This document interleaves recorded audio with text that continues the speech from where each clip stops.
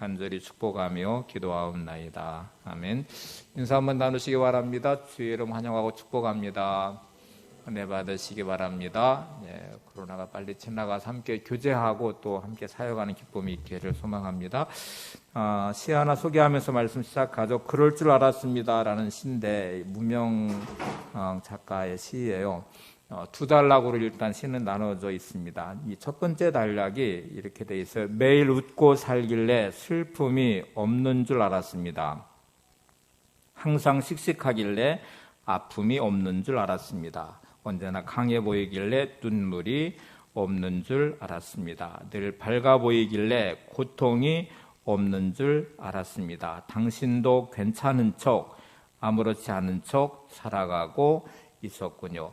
삶이라는 자리가 되게 단어가 등장하는데 슬픔과 아픔과 눈물과 고통이란 단어예요. 이게 누구에게나 아마 이런 감정들이 늘 삶의 기저에는 흘러가고 있을 것인데 어떤 사람들은 웃음으로 이 슬픔을 감추고 있고 또 어떤 사람들은 씩씩함으로 아픔도 감추고 있고 또 어떤 사람들은 강한 척하면서 자신의 남몰래 흘리는 눈물의 시간을 보내기도 하고 또 어떤 분들은 늘 밝게 웃는 웃음 안에 그 고통이 담겨져 있기도 합니다. 모든 사람들이 괜찮은 척 아무렇지 않은 척 살아가고 있는 모습에 이렇게 웃음과 씩씩함과 강함과 밝음 뒤에 담겨져 있는 슬픔과 아픔과 눈물의 고통을 보고 있는 것이죠. 근데 이제 이분의 이 시 안에는 나름대로 답을 이렇게 찾아봤어요. 그 다음 단락은 이렇게 되어 있습니다. 좋아. 좋아가 내 안에 쌓이면 기분 좋은 일상이 됩니다. 기분 좋은 일상이 모이면 행복한 생활이 됩니다. 그래서 저는 좋아를 담고 삽니다. 그럴 수도 있어를 데리고 온 착한 좋아 때문에 늘 행복합니다. 이제 그대로 좋아로 행복했으면 좋겠습니다. 이분의 답, 나름대로 찾은 답은 좋아라고 하는 이 좋아를 좀 내 가슴에 늘 담아 놓으면 그게 기분 좋은 일상이 되고 기분 좋은 일상이 이렇게 모여지면 행복한 생활이 된다고 믿었어요. 그리고 실제로 자기가 해보니까 이 좋아를 마음에 쌓아보면 기분 좋은 일상이 되고 기분 좋은 일상이 모아지면 행복한 삶이 되더라. 그래서 이 변화는 그럴 수도 있어 라는 선물을 조아가 가져다 줬다는 말이잖아요. 그러니까 어느 순간부터 내가 그럴 수도 있지 이해하는 폭이 좀 넓어지면서 자기 삶을 수용하게 되고 그러면서 좀 삶의 일상이 조화로 쌓이면서 기분 좋은 일상 또 기분 좋은 일상에 쌓이면서 행복한 삶이 되더라 하는 내용이었어요. 제가 이 시를 이렇게 읽어보면서 조화라는 게 어쩌면 그릇과 같은 것인데 그 안에 뭐가 담겨진 조화일까 하는 생각을 해봤어요. 그러니까 내가 좋아라고 말할 때 그럼 왜 좋은 거야? 하고 물어보면 뭐가 담겨져 있는 조화가 돼야 되잖아요. 예를 들면 내가 돈이 생겨서 좋아. 또는 내 뜻대로 뭔가 이루어져서 좋아. 이렇게 이제 조화에 담겨진 의미가 있는데 저는 이제 목사이기도 하고 또 오늘 설교 준비하면서 이런 조화로 채워지면 좋겠다. 제가 지금부터 제가 쓴 거예요. 이렇게 제가 나름대로 쳐봤어요. 나는 예배를 드릴 수 있어서 좋아. 나는 말씀을 묵상할 때 좋아. 나는 기도할 때 좋아. 나는 감사할 때 좋아. 나는 사랑할 수 있고 이해할 수 있고 용서할 수 있어서 좋아. 나는 당신이 있어서 좋아. 나는 하나님이 주신 비전이 있고 그 비전이 나를 가슴 뛰게 해서 좋아. 그래서 나는 지금 너무 행복하고 기뻐. 여러분 이 좋아라는 것이 일상의 삶이 되고 즐거움이 되고 일상의 즐거움이 행복한 생활로 되는데 제가 바라는 이 좋아에 담겨진 것은 여러분 예배자가 되었기 때문에 나는 너무 좋아. 내가 이 힘들고 어려운 시기에 예배를 드릴 수 있어서 나는 너무 좋아. 또 나는 말씀을 묵상하고 말씀을 생각할 때마다 그 말씀으로 나는 너무 행복해. 내가 기도할 수 있기 때문에 좋아. 내가 힘들고 어렵지만 하나님을 향해 감사할 수 있어서 좋아.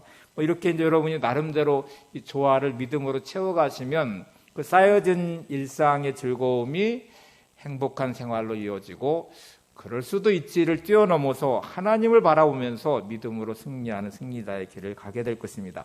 오늘 살펴보는 갈렙은 하나님이 주시는 꿈을 가슴에 담고의 조화의 인생이었죠. 광야의 시간을 보내고 가나안의 족들과 싸우면서 45년의 시간들을 하나님의 주신 이 꿈과 말씀으로 채우면서 좋아하는 이 삶으로 살아낸 시간이었고, 그리고 오늘 살펴볼 이 하나님의 비전을 목표로 삼아 살아온 그의 인생에는 중요한 몇 가지의 비밀이 들어 있습니다. 이제 오늘 말씀을 드리기 전에 이제 하나의 법칙을 좀 말씀드려 보려고 하는데, 코이의 법칙이라는 법칙이 있어요. 이렇게 코이의 법칙이 뭐냐면, 코이는 물고기예요. 그런데 이 코이라는 물고기는 잉어과인데 일본 사람들이 아마 이 코이를 많이 기르나 봐요. 그래서 이 코이라는 물고기를 어항 속에 넣으면 한 10cm 정도를 성장하다가 성장을 딱 멈춘대요.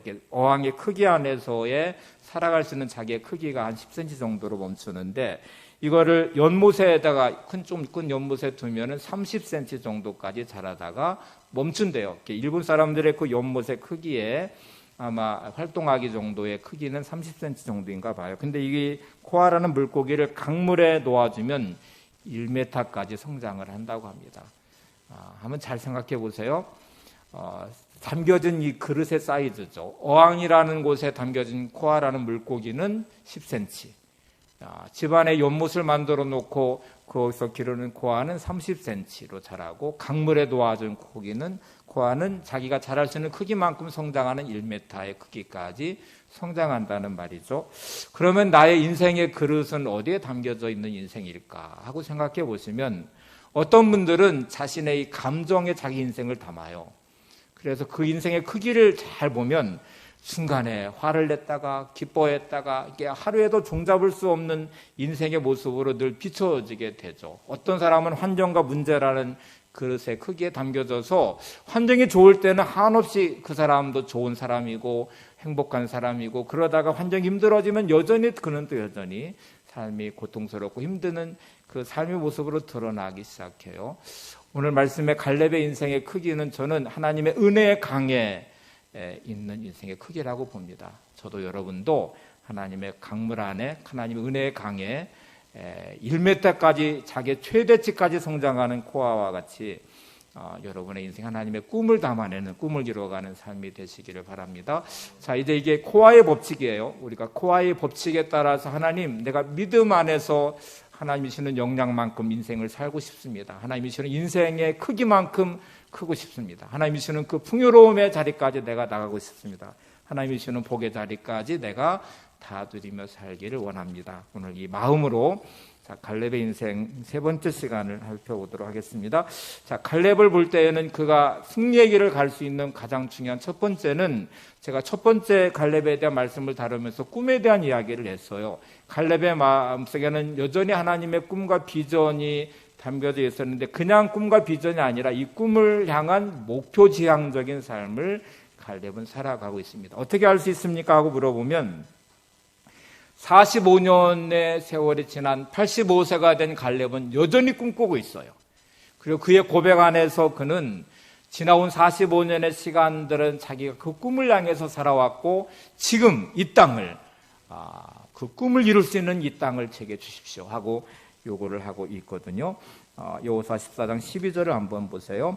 이렇게 그는 고백합니다. 여호수아 14장 12절. 그날에 여호와께서 말씀하신 이 산지를 지금 내게 주소서. 당신도 그날에 들으셨거니와 그곳에는 아낙 사람이 있고 그 성읍들은 크고 견고할지라도 여호와께서 나와 함께 하시면 내가 여호와께서 말씀하신 대로 그들을 쫓아내리이다 하니. 여러분, 지금 갈렙이 하고 있는 이 말을 잘 들여다보시면 이 산지를 내게 주십시오라고 말하는데, 그냥 말하는 이 산지가 아니에요. 여호와께서 말씀하신 이 산지.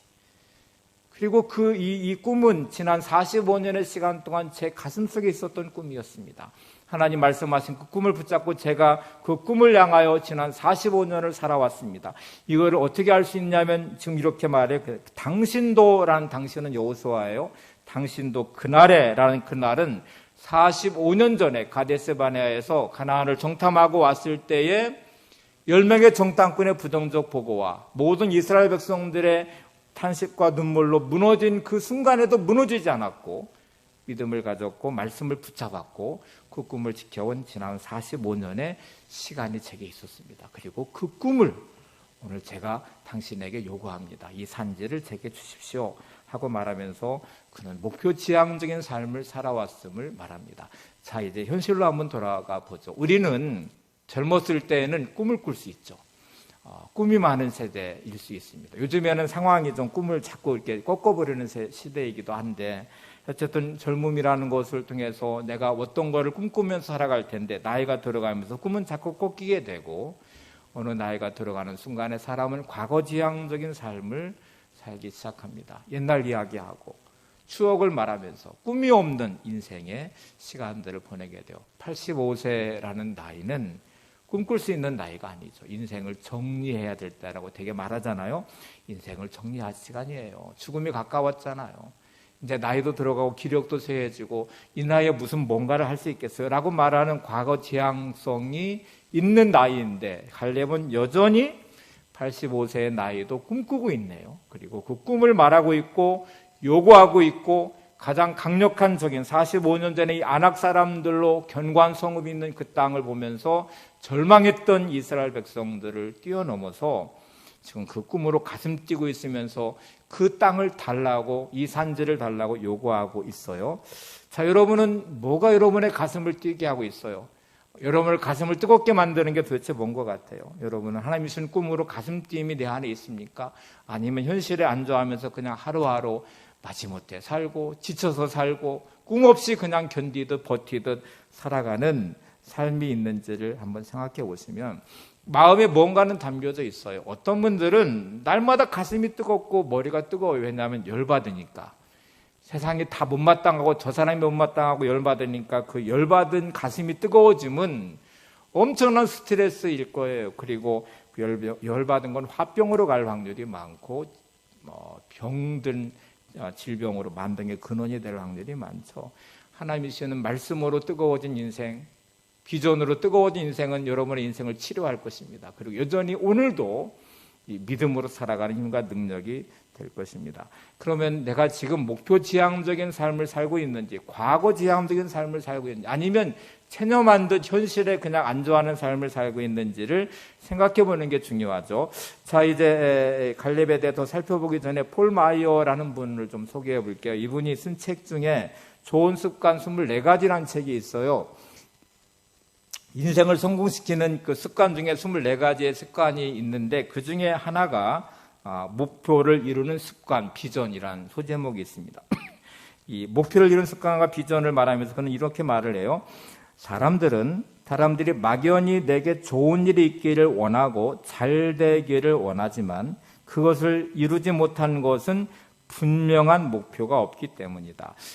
사람들은 되게 잘 되고 싶어, 행복하고 싶어, 부자가 되고 싶어, 건강하고 싶어, 이렇게 자기 나름대로 뭔가 잘 되는 거를 원하는 마음은 있죠. 다 있죠. 근데 이런 게 막연하다는 말이에요. 분명한 목표가 없다는 것인데 왜 이거를 못 이룰까? 되게 사람들은 그렇게 말하지만 분명한 목표, 갈렙과 같이 45년을 가슴 뛰게 하는 목표, 늘 삶을 살아가게 하는 능력과 힘이 되는 목표, 그리고 오늘의 모든 문제를 이겨낼 수 있는 그런 강력한 꿈이 되는 비전이 되는 목표가 없기 때문이라는 말이에요. 그리고 실제로 그가 이렇게 성공하고 보니까 많은 사람들을 조사해 보니까 자료들을 보면 되게 사람들이 분명한 목표가 있는 사람들은 되게 글로 써놓는데요. 써서 이렇게 붙여놓는데요. 붙여놓고 늘 보면서 그걸 마음에 새긴대요. 그래서 막 건드리기만 하면 꿈 이야기를 할 수 있는 모든 삶을 뛰어넘는 자신의 꿈이 있는 사람, 목적과 목표가 있는 사람들은 이렇게 아주 선명하다는 거죠. 글로 써놓고 또 붙여놓고 마음에 새기고 언제든지 꿈으로 가슴 뛰게 하는 꿈 이야기를 하는 사람인데 이런 사람들이 되게 성공한 사람들이고 이런 사람들의 퍼센트는 보통 한 3% 정도가 되더라. 되게 일상의 삶에서 대부분의 사람들은 행복하기를 원하고 잘 되기를 원한다고 말하지만 선명한 꿈과 비전이 일단 없고 이게 글로 써서 벽에 붙이고 가슴에 새기고 그래서 늘 그게 가슴 뛰게 하는 게 일단 없다는 거예요. 언제든지 꺾인다는 말이죠. 힘들면 꺾이고 어려우면 꺾이고 불평과 원망이 가득하고 그러면서 늘 꿈이 없는 인생으로 전락하게 되는데 이 폴마이어가 처음 직업을 가진 게 보험이었대요. 보험업을 시작했는데 그는 이 청춘의 때에 막 의욕이 있어서 이렇게 목표를 정했어요. 매출 100만 달러. 우리나라 돈 한 사람 한 11억, 12억 정도 됩니다. 이거를 써서 붙여놓고 나는 실적이 100만 달러를 올해 올릴 거야 하고 막 이렇게 원대한 꿈을 가지고 목표를 세웠고 그걸 써놓고 매일 반복하듯 외쳤대요. 그리고 마음에 새겼는데 현실은 안 되죠. 만날 때마다 거절당하고 그리고 실적이 오르지 않아요. 그의 첫 번째의 9개월 동안의 실적은 그리고 다가온 자기의 보수는 87달러. 제 10만 원도 안 되는 돈이에요. 여러분 9개월 동안 많은 사람을 만나서 영업을 해봤지만 끝없는 거절을 당하고 실적이 오르지 않고 그의 보수는 성과금은 87불. 제 10만 원도 되지 않는 9개월의 시간을 보냈어요. 그래도 포기하지 않았어요. 왜냐하면 목표가 분명하니까. 그리고 그 꿈을 향해서 오늘도 도전할 것이니까 끝없이 두드리고 도전하고 그래서 그 해에 드디어 100만 달러의 매출을 올리게 돼요. 그 다음에 400만 달러의 매출을 올려요. 한 4억에서 5억 정도의 매출을 올리는 거죠. 그리고 나서 그는 이렇게 말을 합니다. 이 말이 참 중요해요.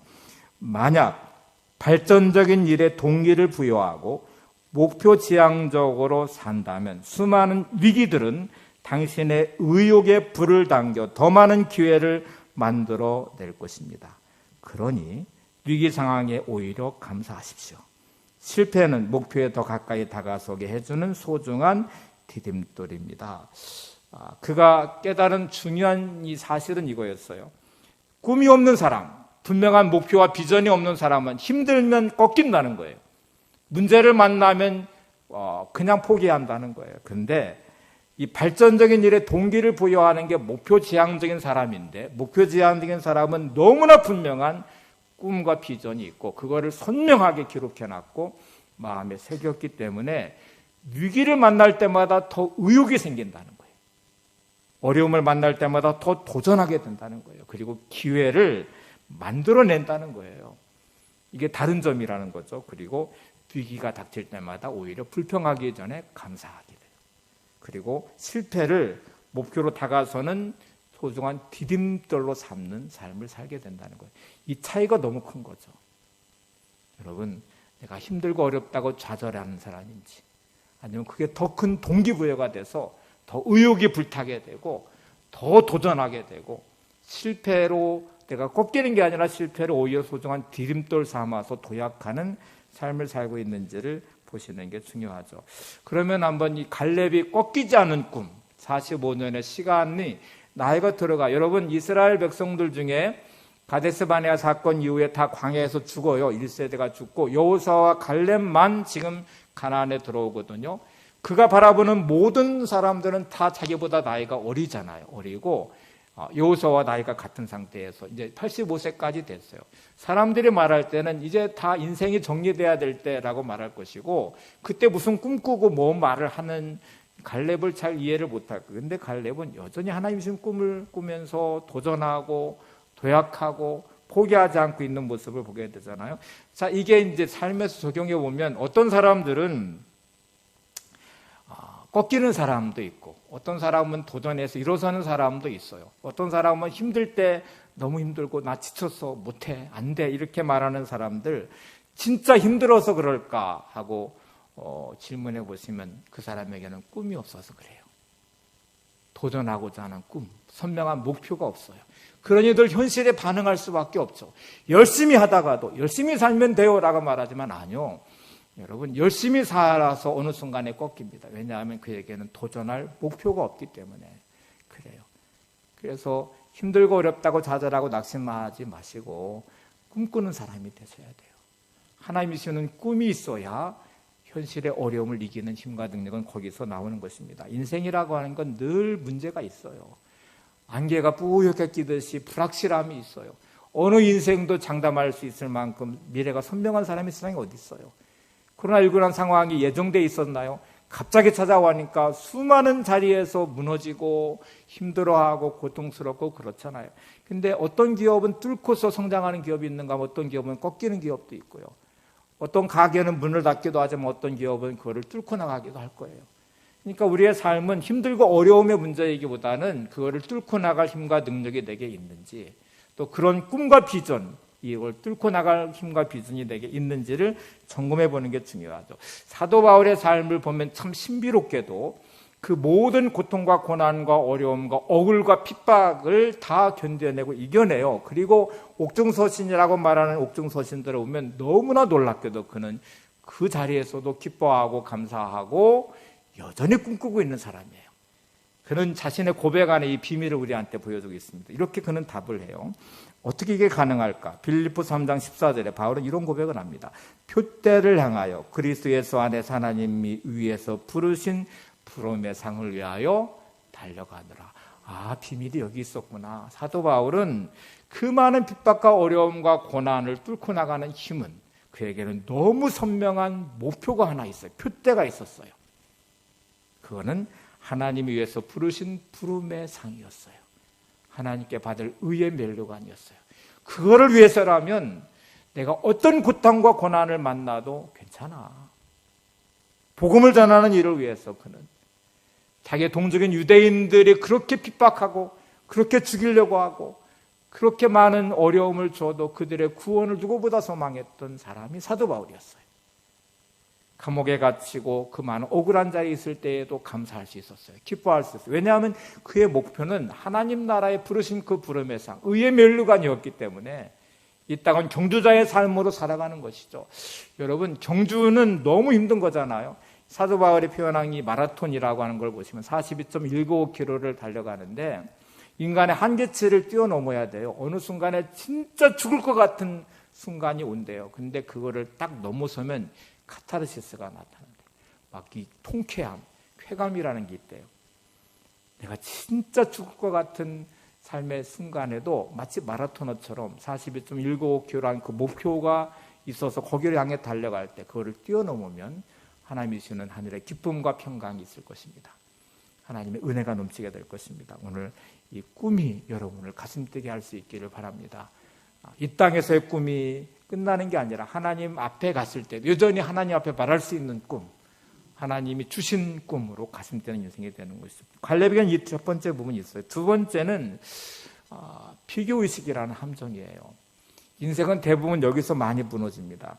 세상은 끝없이 우리를 누군가와 비교하게 만들어요. 그리고 비교를 당하기도 해요. 원치 않지만 아이들이 학교에 들어가는 순간부터 성적을 통해서 비교를 시작하잖아요. 선생님이 공부 잘하는 아이, 못하는 아이, 성적표를 딱 받으면 성적순으로 이렇게 되어 있으니까.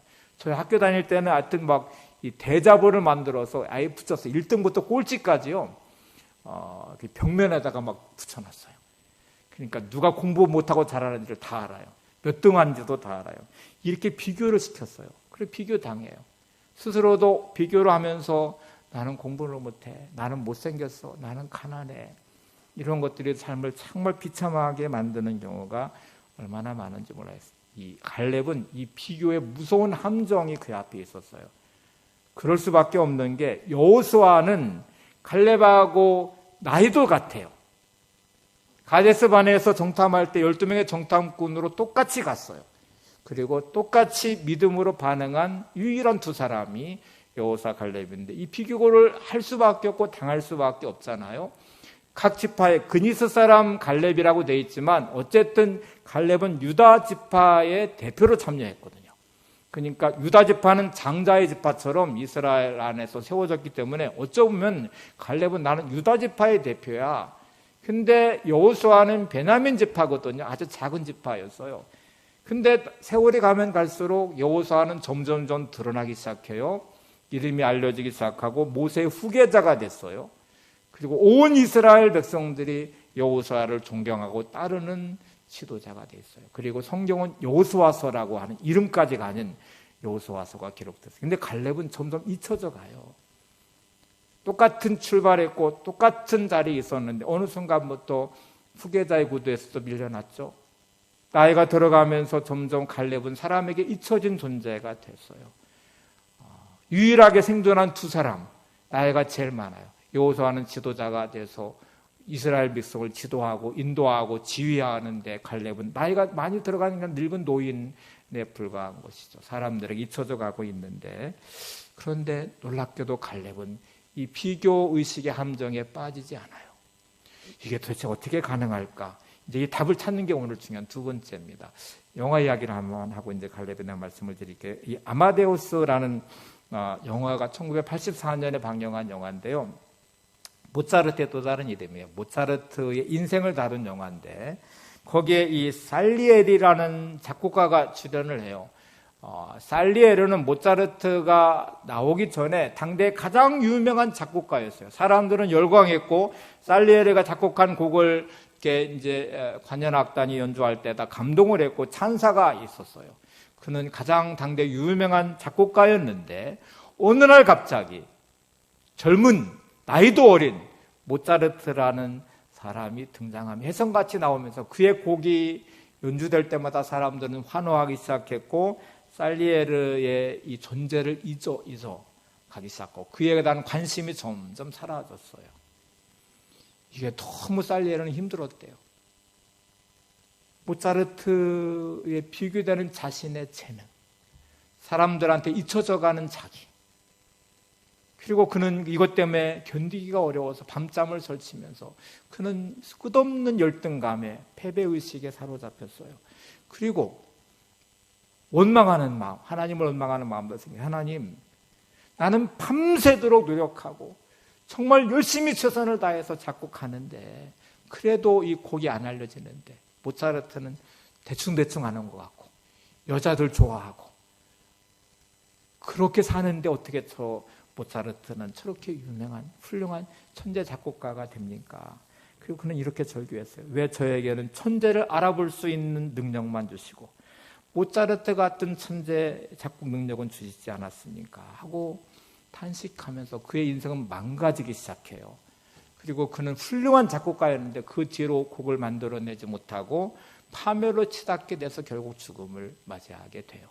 1984년에 이 영화가 방영되고 난 후에 심리학에서는 살리에르 증후군이라는 용어를 만들었습니다. 살리에르 증후군이 뭐냐면요, 주변 사람에게 열등감이나 질투, 시기를 심하게 느끼는 심리 상태, 이게 살리에르 증후군이에요. 주변에 있는 사람들과 비교하면서 열등감을 갖게 되고 질투하는 마음을 갖게 되고 시기하는 마음을 갖게 되고, 이런 심리 상태가 된 사람들을 살리에르 증후군에 빠졌다고 말을 해요. 근데 대개 사람들은 이 살리에르 증후군에 빠져 있어요. 그냥 괜찮다가도 동창회 갔다 오면 부자인 친구를 보면 집에 와서 부부싸움 한다는 게 그런 거잖아요. 비교가 됐잖아요.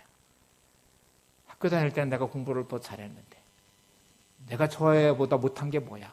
근데 남편 잘못 만나가지고 이제 이렇게 생각하죠. 또 비교되는 자신의 모습에 부모의 형편에 하여튼 이렇게 하면서 오는 자기의 열등감이 시기와 질투하는 마음들이 생겨요. 근데 영적으로 딱 들어오면 사단이 써먹는 가장 무서운 무기 중에 하나예요. 사람을 순식간에 무너뜨리는 게 이 시기와 질투하는 마음과 열등감이거든요. 이 패배의식의 인생을 정말 비참하게 무너뜨리거든요. 근데 갈렙은 어떻게 무너지지 않았을까? 늘 옆에서 비교될 수밖에 없는 자리였잖아요. 나이도 똑같아요. 12정탐꾼의 대표로 똑같이 갔다 왔어요. 똑같이 믿음의 고백을 했어요. 근데 어느 순간부터 여호수아는 이스라엘의 지도자가 된 자기는 점점 이름이 잊혀져요. 근데 갈렙은 무너지지 않거든요. 오늘 45년의 세월이 지난 후에 갈렙은 여전히 꿈꾸는 사람이었고 여전히 말씀의 사람이었고 여전히 믿음의 사람이었어요. 비밀은 어디에 있냐면 갈렙의 인생은 여호수아의 자리가 일단 아니었습니다. 이게 중요한 부분이에요. 갈렙은 여호수아의 자리로 가는 걸 원하지 않았어요. 그거는 자기의 인생이 아니었어요. 갈렙의 인생은 하나님이 주시는 꿈이 그의 목표였어요. 하나님이 약속하신 땅이 그에게 가슴에 들어왔고 그는 그 꿈을 꾸기 시작했고 그것이 그의 인생의 목표였기 때문에 주변 사람들을 부러워할 이유도 없고 비교할 이유도 없고 시기와 질투할 이유도 없고 열등감을 느낄 이유도 없습니다. 왜냐하면 갈렙은 여호수아의 자리가 아니었기 때문에 이게 너무 중요한 부분인데, 여러분, 여러분의 인생은 누구를 흉내내는 인생이 되면 안 됩니다. 누구와 비교하는 인생이 됐어도 안 돼요. 하나님은 여러분의 인생을 고유하게 주셨어요. 여러분이 주신 하나님의 꿈을 꾸시는 사람이 되고 여러분의 인생을 살으셔야지, 누구와 비교하고 누구를 시기하고 질투하고 그렇게 가시면 인생은 무너져요. 하나님 여러분이 주신 인생을 소중히 여기시고 하나님이 주신 여러분의 인생을 사시기 바랍니다. 하나님 여러분이 주신 인생의 꿈과 비전을 붙잡으시고 살아가시기 바랍니다. 그러면 놀라운 변화가 하나 생겼는데, 경쟁의 대상이 아니면 동역자가 될 수 있어요. 갈렙이 여호수아를 시기하고 질투하고 경쟁하는 관계가 아니니까, 하나님이 주신 꿈으로 비전으로 자기 가슴을 채우고 살아가니까 여호수아와 동역한 동역자가 되죠. 관계가 늘 좋죠. 그리고 여호수아를 향해서도 이 산지를 내게 주십시오라고 요청하는 자리까지 갈 수 있는 거잖아요. 여러분, 여러분의 삶에 여러분의 인생을 살아가는 은혜가 있기를 바랍니다. 오늘 하나님이 주시는 여러분의 인생, 하나님이 내게 주신 내 삶을 소중히 여기시고 하나님이 주시는 꿈을 꿀 수 있는 사람이 되도록 기도하시고 말씀 붙잡고 여러분의 인생을 살아가시기를 바랍니다. 자, 이제 세 번째가 이제 중요한데, 갈렙은 85세의 나이가 됐을 때 여전히 하나님 나라의 선수처럼 살고 있어요. 관중이 아닌 선수의 삶인데, 이게 보세요. 우리가 어느 정도 나이가 되면 은퇴라는 걸 하잖아요. 은퇴하면 마치 나는 인생에서 이제 선수가 아닌, 현역이 아닌 은퇴한 인생이야 하고 생각하는 순간에 많은 것들이 꺾이게 되죠. 여러분의 인생은 하나님의 관점에서 은퇴는 없어야 돼요. 늘 선수여야 돼요. 하나님 나라의 선수, 날마다 내 인생을 살아내야 될 내 삶의 자리가 돼야 된다는 것이죠. 자, 이제 선수와 관중은 차이가 너무 큽니다. 여러분은 스포츠 경기를 보실 때 선수가 아니잖아요. 관중이잖아요. 관중은 열광할 수 있죠. 누구보다 막 열광할 수 있어요. 축구 같은 경우에는 막 붉은 악마라고 해서요, 붉은 티를 입고 얼마나 열정적인지 우리나라의 축구 팬들의 이 붉은 악마라는 분들은 막 원정 경기 가면 다 따라가더라고요. 자기 돈 들여서 비행기 티켓 사고 뭐 해서 어느 나라든지 가가지고 막 응원을 하시더라고요. 저는 일단 축구를 좋아하지 않습니다. 좋아하지 않으니까 관심도 없고요. 보지도 않아요. 야구 경기도 별로 안 좋아해요. 스포츠 자체가 좋아하지 않아서 제가 막 이렇게 관중 입장에서 막 열광하지 않아요. 근데 딱 제가 한 번 열광했던 적이 있는데 2000년 월드컵 때. 그때는 막 거리에 나가서 환호하고, 근데 그 분위기가 저한테까지 밀려들면서 얼마나 흥분을 했는지 8강 할 때 저는 집에서 봤어요. 집에서 보다가 막 너무 흥분해서 만세를 부르다가 위에 있는 등을 깨트려 먹었어요. 그때 전세 살았는데 나올 때 그 돈만 물어줬어요. 관중 그릇 끝이에요, 그냥. 제가 한 거라고는 열광했는데 그 영광은 저한테 아무것도 없고 그냥 등값만 물어줬어요. 그러니까 뭐 아무것도 없어요. 제가 그 다음에 뉴스를 들어보니까 어떤 분은 너무 흥분해서 그냥 발로 아기를 차가지고 소파 밑으로 밀어넣다가 나중에 아기를 찾았다고 그래요. 그렇게 하지만 관중은 관중이잖아요. 땀 흘려 경기하고 승리한 영광은 선수들에게 돌아가는 것입니다. 자, 이제 보세요. 여러분은 하나님 나라의 선수인가요? 관중인가요? 내가 믿음으로 살아내고 말씀으로 살고 그 열매를 내가 거두는 사람인지, 여전히 관중처럼 그냥 말씀 좋아요, 은혜 받았어요, 하나님 내가 믿어요 하고 말하는데 여전히 인생은 관중이에요. 열정도 없고 살아가는 삶도 그냥 여전히 내식이에요.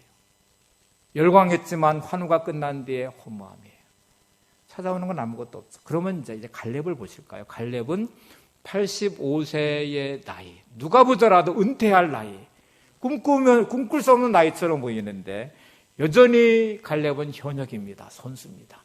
하나님 나라의 선수로 살고 있어요. 자, 다시 보세요. 여호수아 14장 12절을 보십시오.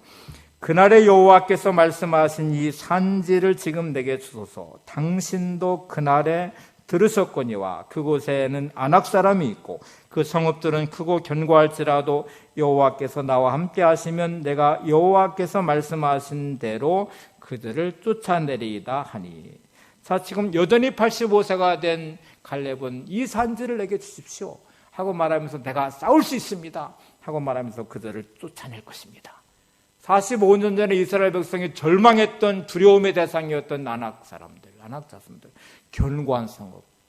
근데 85세가 된 갈렙, 45년이 지났는데 여전히 그는 꿈꾸고 있어요. 여전히 그는 도전하고 있어요. 여전히 그는 이 산지를 내게 달라고 요청하고 있어요. 하나님 함께 하시면 승리한다고 말하고 있잖아요. 여러분, 갈렙은 여전히 하나님 나라의 선수입니다. 여러분의 삶 속에 여러분은 믿음의 하나님 나라의 선수가 되시기를 바랍니다. 현실에 꺾이지 않는 인생, 세상과 타협하지 않는 인생, 말씀 붙잡고 여전히 씨름하고 하나님의 말씀으로 살아내는 인생이 되시기를 바랍니다. 자, 이제 삶의 근거가 중요해요. 갈렙이 그렇게 말할 수 있는 근거가 도대체 뭐예요? 너는 뭐 믿고 그래? 이렇게 물어보면 갈렙은 내 나이 믿고 그래, 그런 말 못하죠. 85세의 나이, 어떻게 나이 믿고 그래요? 갈렙의 근거는 하나님이었어요. 이렇게 말해요. 그의 고백 중에 여호와께서 나와 함께 하시면, 여호와께서 나와 함께 하시면 내가 여호와의 말씀대로 그들을 쫓아내리이다. 그가 말하는 이 삶의 자리는 내 나이로 말하는 것도 아니고 경험으로 말하는 것도 아니고 내 능력으로 말하는 게 아니라 내가 나이가 많아? 괜찮아. 하나님이 나와 함께 하시면 나는 그들을 능히 쫓아낼 수 있다고 말해요. 그의 근거는 하나님이에요. 자, 이제 여러분의 삶의 근거는 무엇입니까? 여러분의 삶의 근거는 뭐예요? 되게 사람들은 어떤 말을 할 때 근거가 항상 있어요.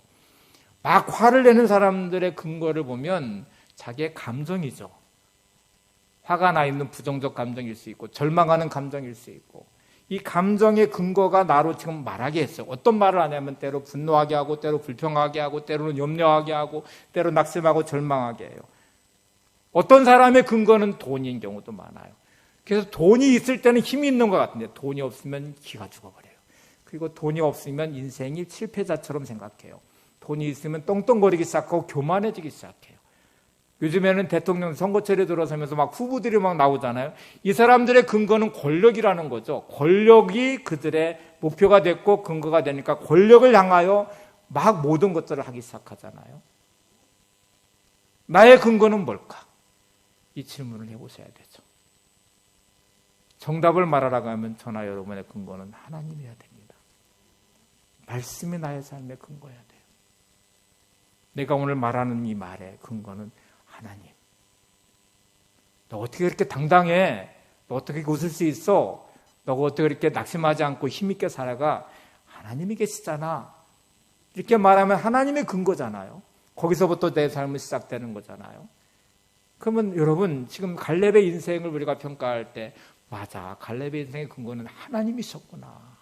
그가 지금도 이렇게 담대하게 말할 수 있는 근거는 여호와께서 나와 함께 하시면, 이렇게 말하고 있잖아요. 자, 이제 성경을 보시면 이 고백이 참 중요한데, 갈렙의 끝없는 고백 안에 성경이 판단하는 갈렙의 인생에, 모세가 말하는 갈렙의 인생은 이렇게 표현하고 있습니다. 여호와께 충성하였다, 여호와를 온전히 쫓았다라는 단어가 계속 등장해요. 한번 확인해 보겠습니다. 여호수아 14장 8절을 보세요. 나와 함께 올라갔던 내 형제들은 백성의 간담을 높게 하였으나 나는 내 하나님 여호와께 충성하였으므로. 그는 이렇게 지금 고백해요. 45년 전에 정탐한 10명의 정탐꾼과 이스라엘 백성들이 간담이 녹아서 무너진 자리는 그들의 보는 그들의 근거가 이제 자기의 기준이었죠. 근데 나는 여호와께 충성했습니다. 이게 나의 근거였고 나의 삶의 바탕이었기 때문에 나는 무너지지 않고 그때 이렇게 말할 수 있었고 45년의 시간을 살아올 수 있었단 말이거든요. 모세도 갈렙 안에서 이거를 똑같이 봤어요. 여호수아 14장 9절에 모세가 이렇게 말을 해요. 그날에, 45년 전이에요. 그날에 모세가 맹세하여 이르되 내가 내 하나님 여호와께 충성하였은즉 내 발로 밟는 땅은 영원히 너와 내 자손의 기업이 되리라 하였나이다. 모세도 갈렙에게서 뭐를 봤어요? 여호와께 충성하는 모습을 봤대요. 야, 너는 여호와께 충성하는 사람이구나. 그러니까 너는 이 땅을 이 기업을 너와 내 자손에게 줄 거다 하고 약속을 하셨다는 말이에요. 성경의 평가도 보시면 이렇게 되어 있어요. 여호수아 14장 14절 헤브론이 그니스 사람 여분나의 아들 갈렙이 기업이 되어 오늘까지 이르렀으니 이는 그가 이스라엘의 하나님 여호와를 온전히 쫓았습니다. 온전히 쫓았다고 지금 말하고 있잖아요. 자, 이제 갈렙은 여호와께 충성하였다, 여호와께 온전히 쫓았다는 단어가 갈렙을 형성하고 있는 그의 정체성이었고 그의 모습이었어요. 근데 이게 히브리어 단어로 아르라는 단어를 써요. 충성하였다는 단어와 온전히 쫓았다는 단어가 똑같은 아르예요. 아라는 단어가 충성했다고 번역했고 온전히 쫓았다는 말로 번역했는데 그 뜻이 뭐냐면 바로 뒤에 또는 바로 옆에라는 뜻이에요. 다시 표현하면 하나님과 딱 붙어 있다는 말이에요. 자, 이제 갈렙의 근거를 보세요. 갈렙은 하나님 나라의 선수로 살 수 있는 근거는 하나님 때문이었어요. 하나님께 딱 붙어 있는 삶을 살았어요. 어떤 상황이든 어떤 문제를 만나든 그는 하나님과 함께하는 삶의 자리에 있었다는 거죠. 이게 왜 중요한지를 보세요. 함께한다는 것은 그 사람과 동행이 돼야 되는 거잖아요.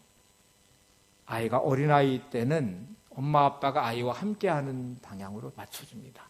아이의 보폭에도 맞추고 아이가 가는 길을 따라가 보기도 하고 때로 위험할 때는 붙잡아서 안아줘 주기도 하지만 그래요. 성장하기 시작하면서 동행하기 시작할 때는 둘이 이제 마음이 맞아야 되겠죠. 자, 하나님께서 우리가 미숙한 신앙일 때는 하나님 우리에게 맞춰주시겠죠.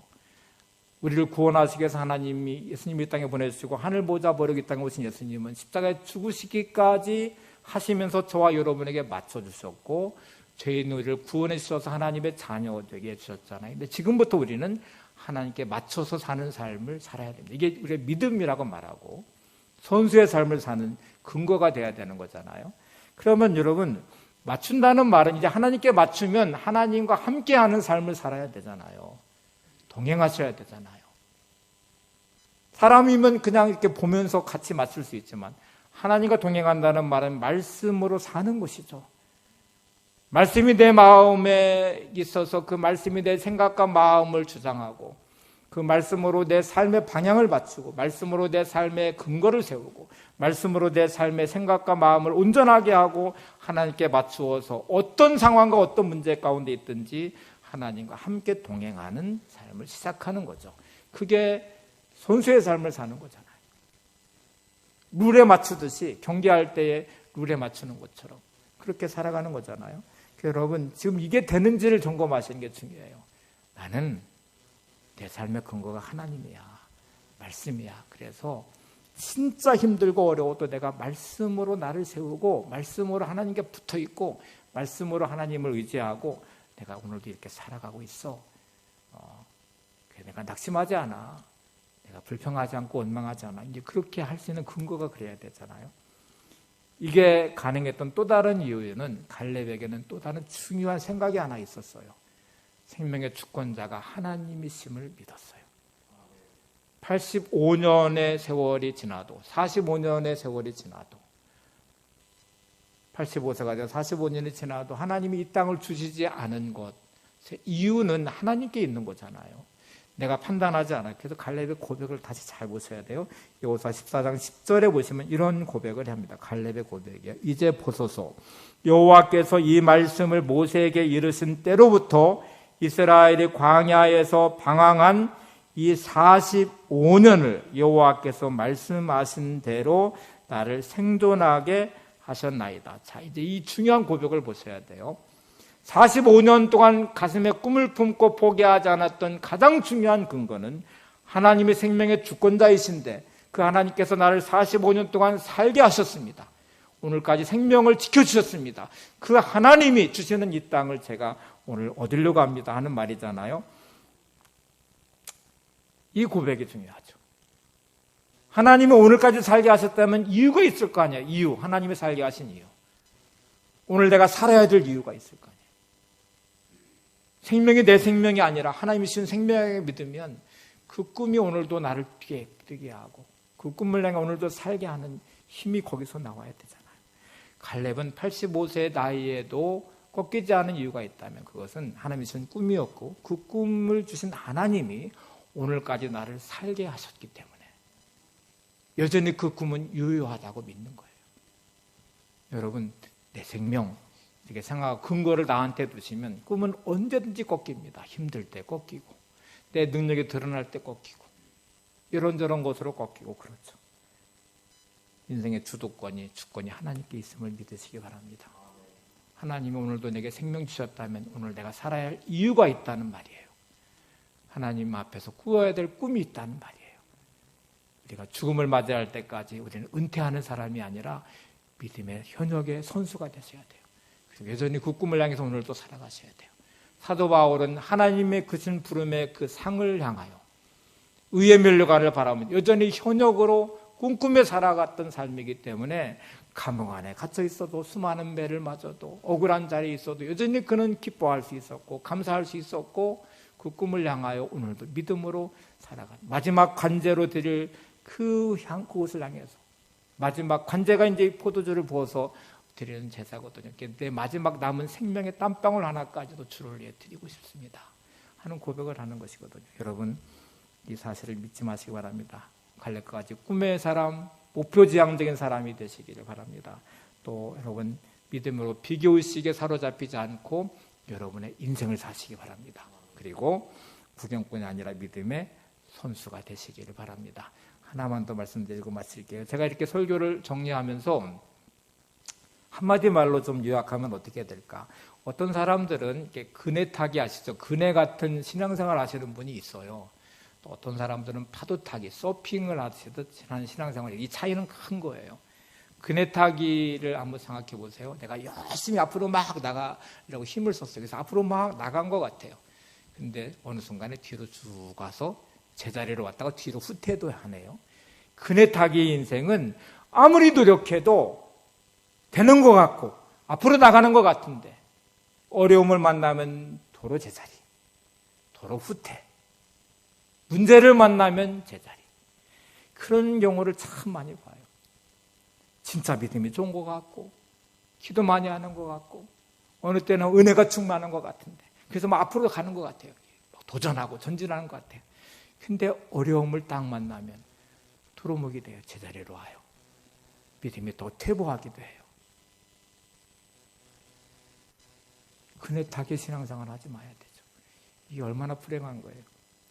파도 타기의 인생으로 가셔야 됩니다. 이게 왜 중요하냐면 서핑을 하는 사람들은요, 이 밀려오는 파도를 두려워하지 않아요. 더 험한 파도를 찾아가기 시작해요.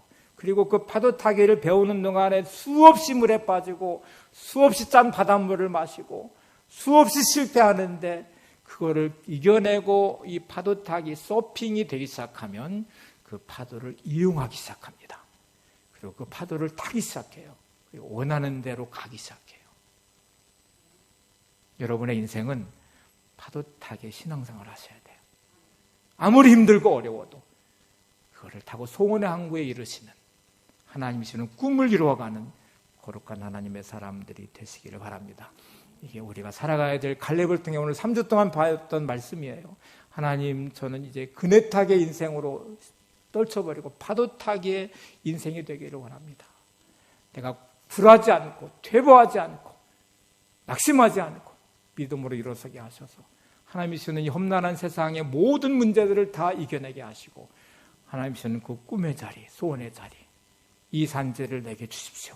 하고 이제 꿈꾸는 하나님의 사람들이 되시기를 바랍니다. 오늘 이 산지를 내게 주셔서 찬양 함께 부르시고 기도하겠습니다.